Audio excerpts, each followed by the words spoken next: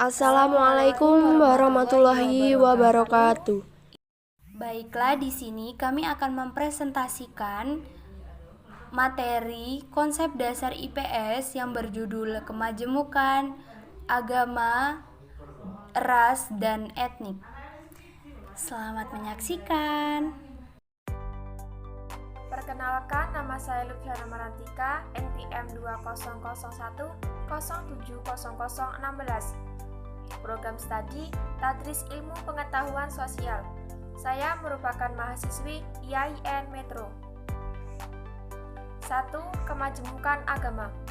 A. Makna kemajemukan agama.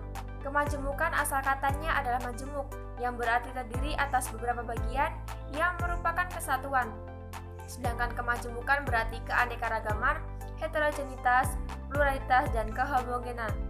Kemajemukan agama tidak hanya sebatas pengakuan akan adanya kehadiran umat beragama lain, tapi juga kesediaan untuk menjalin kerjasama sosial demi tertatanya sebuah masyarakat yang harmonis dan religius. Kemajemukan memiliki makna yang amat luas, termasuk di dalamnya kerjasama umat beragama dan saling belajar akan kelebihan masing-masing.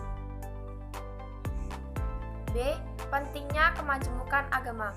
Kemajemukan agama tidak dapat dipahami hanya dengan mengatakan bahwa masyarakat majemuk, beraneka ragam, dan terdiri dari berbagai suku dan agama.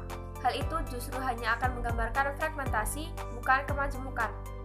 Kemajemukan agama harus dipahami sebagai pertalian sejati kebinekaan dalam ikatan keadaban. Bahkan kemajemukan agama adalah suatu keharusan bagi keselamatan umat manusia. C. Kemajemukan agama dalam perspektif Islam. Islam menjelaskan bahwa manusia diciptakan bersuku-suku dan berbangsa-bangsa untuk saling mengenal. Terdapat pada Quran Surat Al-Hujurat ayat 13. Islam mengakui bahwa selain umat Islam, juga ada umat beragama lain yang mesti dihargai. Terdapat pada Quran Surat Al-Maidah ayat 48. Islam juga meneguhkan bahwa keimanan merupakan pokok persoalan yang harus dijaga sampai kapanpun, tentu dengan catatan masing-masing pihak memberikan apresiasi. Terdapat pada Quran Surat Al-Kafirun ayat 1-5. Setiap penganut agama, khususnya muslim, harus sadar bahwa ia hadir bersamaan dengan orang lain. Setiap orang bukan hanya memiliki satu identitas, melainkan multi-identitas. Setiap identitas akan saling menyapa satu sama lainnya. Rasulullah juga mencanangkan semangat kemajemukan beragama ini. Perkenalkan, nama saya Ninda Aryani, NPM 20010710118. Di sini saya akan menjelaskan mengenai ras. Ras adalah kategori individu yang secara turun-temurun memiliki ciri fisik dan biologis tertentu. Ciri-ciri yang bersifat identitas dari ras adalah bersifat objektif atau somatik. Secara biologis, konsep ras dikaitkan dengan pemberian karakteristik seseorang, mulai dari kesamaan fisik, kesamaan rambut, kesamaan hidung, warna kulit, mata, atau potongan wajah. Meskipun terdapat beberapa pengecualian, perbedaan fisik hanyalah bersifat kosmetik dan tidak fungsional. Perbedaan fisik pada makhluk manusia sangat sedikit dibandingkan dengan perbedaan fisik pada makhluk hidup lainnya, misalnya anjing dan kuda. Kebanyakan ilmuwan dewasa ini sependapat bahwa sekelompok ras merupakan hasil dari proses evolusi, dan sekelompok ras sama halnya dengan kemiripan hewan lainnya. Klasifikasi ras dan para ahli mengklasifikasikan 3 ras di dunia, yaitu Caucasoid, Negroid, dan Mongoloid. Salah satu contoh ras yang ada di Indonesia adalah Negroid yang mendiami Maoke, Papua. Demikian penjelasan mengenai ras.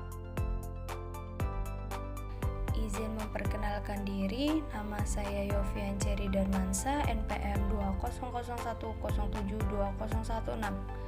Kelas IPSB, jurusan Tadris IPS, Fakultas Tarbiyah dan Ilmu Keguruan, Institut Islam Agama Negeri Metro. Etnik. Pengertian etnik dari berbagai sumber, yakni diantaranya: yang pertama, dalam Ensiklopedia Indonesia disebutkan, istilah etnik berarti kelompok sosial dalam suatu sistem sosial atau kebudayaan yang mempunyai arti atau kedudukan tertentu karena keturunan, adat, agama, bahasa, dan sebagainya. Yang kedua, menurut Frederick Barth, istilah etnik menunjukkan pada suatu kelompok tertentu yang karena kesamaan ras, agama, asal-usul, bangsa, ataupun kombinasi dari kategori tersebut terikat pada sistem nilai budayanya. Yang ketiga, menurut Anthony Smith, komunitas etnis ialah suatu konsep yang digunakan untuk menggambarkan suatu sekumpulan manusia yang memiliki nenek moyang yang sama, ingatan sosial yang sama, dan beberapa elemen kultural. Elemen-elemen kultural tersebut yakni yang keterkaitan dengan tempat tertentu dan memiliki sejarah yang kurang lebih sama.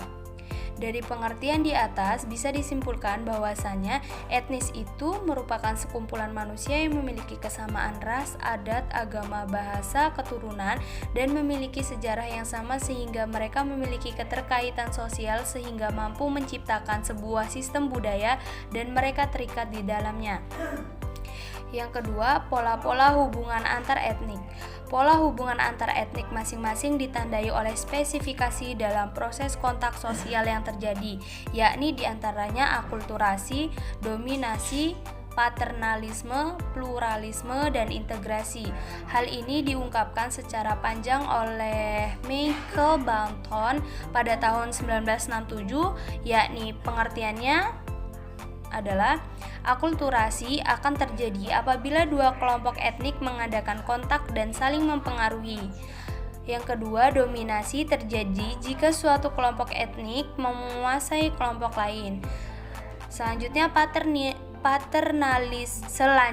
paternalisme merupakan bentuk antar kelompok etnik yang menampakkan adanya kelebihan salah satu kelompok terhadap kelompok lain tanpa adanya unsur dominasi.